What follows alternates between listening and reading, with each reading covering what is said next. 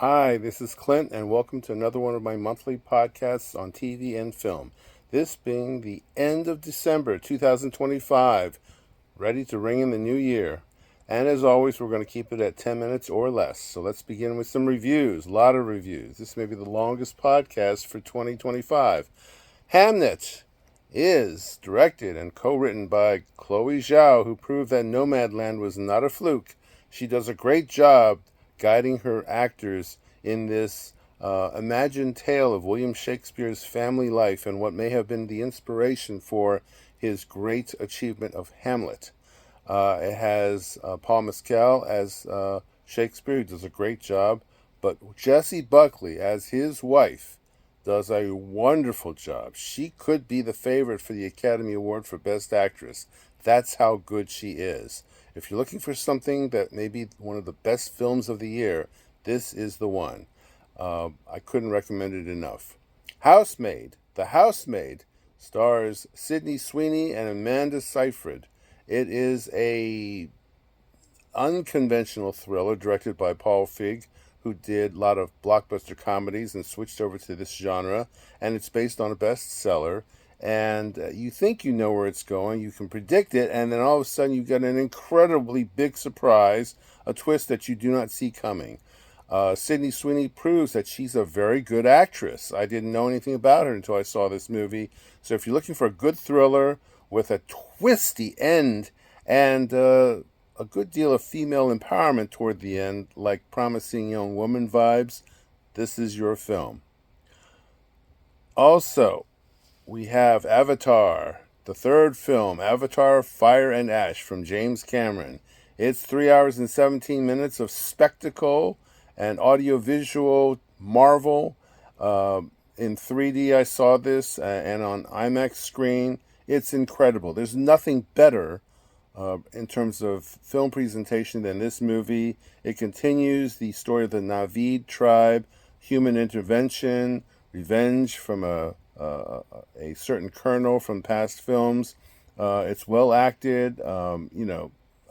If you like this kind of a topic, this type of a theme, you will love this movie. If you're not into it that much, you may be a little indifferent. So I liked it. I thought it was one of the best films of the year, but I can understand where not everybody likes this type of genre, and seeing more of this type of special effect, which is fantastic and continues to this film, it will make a bundle at the box office.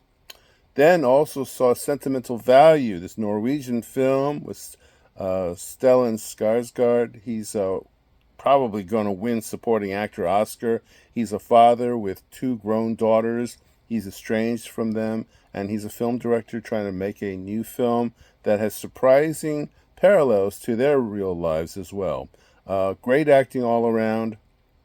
This could win for Best Foreign Film, as it's mostly in Norwegian, and Elle Fanning is in it. She's pretty good. So Sentimental Value is a winner.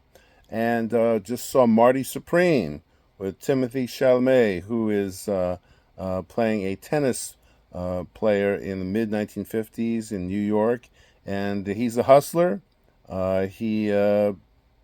He gets himself into really tight situations that somehow he gets out of, and it's a very high energy, frenetic film. It is well directed and well acted. Timothy Chalamet is going to get a Best Actor nomination for sure, and Gwyneth Paltrow, who plays an aging actress, she's very good in this as well. I would highly recommend it. It is 2.5 hours, just as a side note. Now, let's talk about films that are coming out in the near and distant future. We have Rob Marshall is working on a reboot of Guys and Dolls for movies, and why not? He is like the king of movie musicals, at least in general, since he did Chicago. You've got Scarlett Johansson, who is circling the sequel to Batman 2 with Robert Pattinson. Leonardo DiCaprio has been signed. He has been signed for Heat 2, which is the prequel sequel to Heat from Michael Mann, and an actor Stephen Graham is supposedly being cast as a young Robert De Niro in this. There are other big names that are attached to this. It will start filming in August of next year. Woody Allen is turning 90, and he has a project that he's starting in Spain. We have a Jessica Rabbit film is in the works. We have a another Hunger Games film coming. That's a prequel slash sequel that will also feature the original stars Jennifer Lawrence and Josh Hutcherson. So that'll be interesting to see. Martin Scorsese is getting ready to film What Happens at Night with Jennifer Lawrence and Leonardo DiCaprio. That starts shooting in February. We have Steven Spielberg's Disclosure Day. Yes, it has a title. His alien-themed film that's coming out next summer is just released a teaser that features its star Emily Blunt. So hopefully he's done really great films on this topic, from E.T. to Close Encounters of the Third Kind. Now we also have a live-action version of the film Tangled that's coming from Disney. Ryan Gosling has just finished filming Star Wars Starfighter, and so we can look forward to that probably in at least a year from now. James Cameron is also looking to produce some more films in the near future.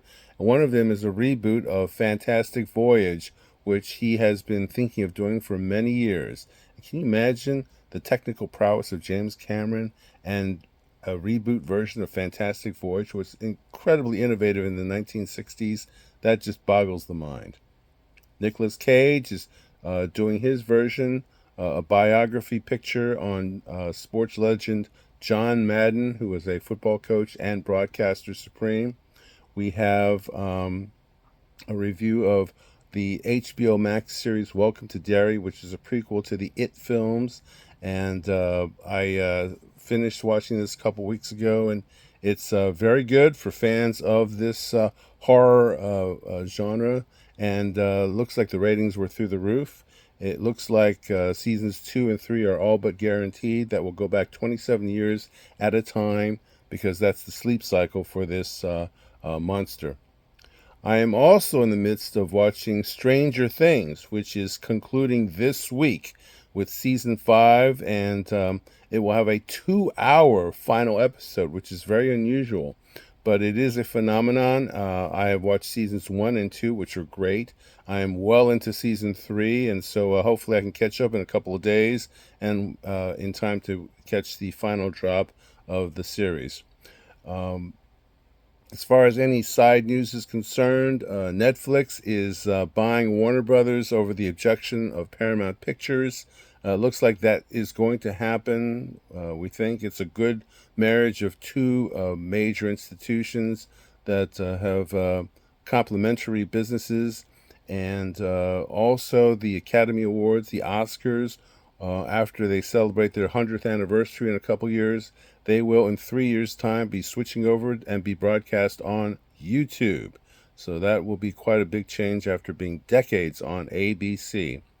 Other than that, I hope you find something great to watch for the next few weeks, because this is when a lot of Oscar films are being released. I've just gone over a few. I'll go over some more. Until then, everybody, please stay safe and have a happy new year.